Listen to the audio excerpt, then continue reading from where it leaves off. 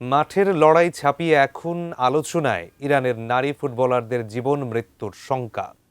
অস্ট্রেলিয়ায় চলমান নারী এশিয়ান কাপে জাতীয় সঙ্গীত না গেয়ে নীরব প্রতিবাদের দায়ে নিজ দেশেই এখন তারা জাতীয় বেঈমান। কট্টরপন্থীদের তোপ আর পরিবারের নিরাপত্তার হুমকিতে শেষ পর্যন্ত অবস্থান বদলাতে বাধ্য হয়েছেন এই ফুটবলাররা। কিন্তু দেশে ফিরলে কি তাদের ভাগ্যে জুটেছে কারাবাস, নাকি আরও ভয়াবহ কোনো চরম পরিণতি? ইরানের সাহসী নারী ফুটবলারদের এই সংশয়ময় পরিস্থিতি নিয়ে বিস্তারিত জানাচ্ছেন বদিউজ্জামান মিলন।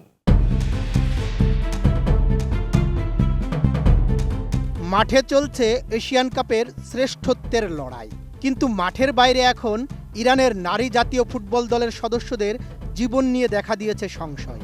অস্ট্রেলিয়ায় চলমান টুর্নামেন্টে দক্ষিণ কোরিয়ার বিপক্ষে ম্যাচের আগে জাতীয় সঙ্গীত না গেয়ে নীরব প্রতিবাদ জানিয়েছিলেন খেলোয়াড়রা। এই ঘটনার পর ইরানের রাষ্ট্রায়ত্ত গণমাধ্যমের কড়া সমালোচনার মুখে পড়েছেন তারা।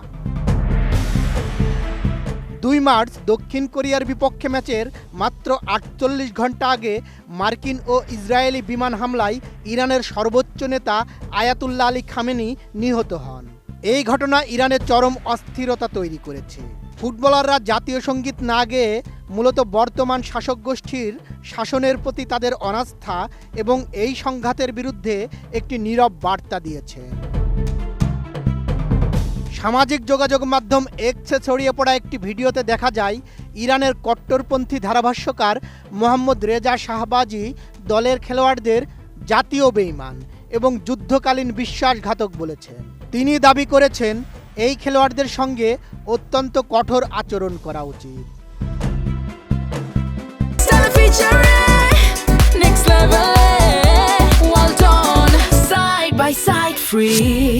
5 মার্চ গোল্ড কোস্টে অস্ট্রেলিয়ার বিপক্ষে ম্যাচের আগে ইরানি খেলোয়াড়রা জাতীয় সঙ্গীত গেয়েছেন এবং স্যালুট দিয়েছেন, যা সোমবারের আচরণের সম্পূর্ণ বিপরীত। ধারণা করা হচ্ছে দেশে থাকা পরিবারের নিরাপত্তা বা সরকারি চাপের কারণেই তারা এই অবস্থান বদলে বাধ্য হয়েছেন। জার্মান ভিত্তিক ইরানি সাংবাদিক আলী বোরনাই অস্ট্রেলিয়ার পররাষ্ট্রমন্ত্রী পেনি ওয়াংয়ের দৃষ্টি আকর্ষণ করে বলেছেন, ইরানে রাষ্ট্রদ্রোহ একটি মৃত্যুদণ্ডযোগ্য অপরাধ। এই ফুটবলাররা যদি দেশে ফিরে যেতে বাধ্য হয় তবে তারা নির্বিচারে আটক এবং এমনকি মৃত্যুদণ্ডের মুখোমুখি হতে পারে। অস্ট্রেলিয়ার রিফিউজি কাউন্সিলের প্রধান নির্বাহী পল পাওয়ার বলেন, শান্তিপূর্ণ প্রতিবাদের কারণে ইরানে অতীতেও অনেককে চরম পরিণতি ভোগ করতে হয়েছে। তথ্য অনুযায়ী এই নারী ফুটবলাররা দেশে ফিরলে নিশ্চিতভাবেই ঝুঁকির মুখে পড়বেন।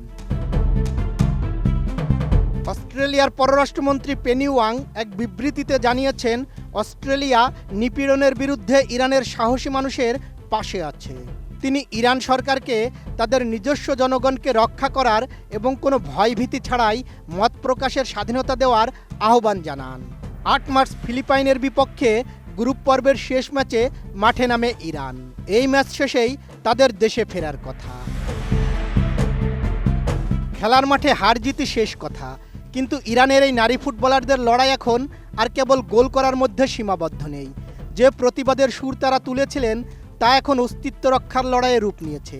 আন্তর্জাতিক মানবাধিকার সংস্থাগুলোর উদ্বেগ আর বিশ্ববাসীর দৃষ্টি এখন গোল্ড কোস্ট থেকে তেহরানের দিকে।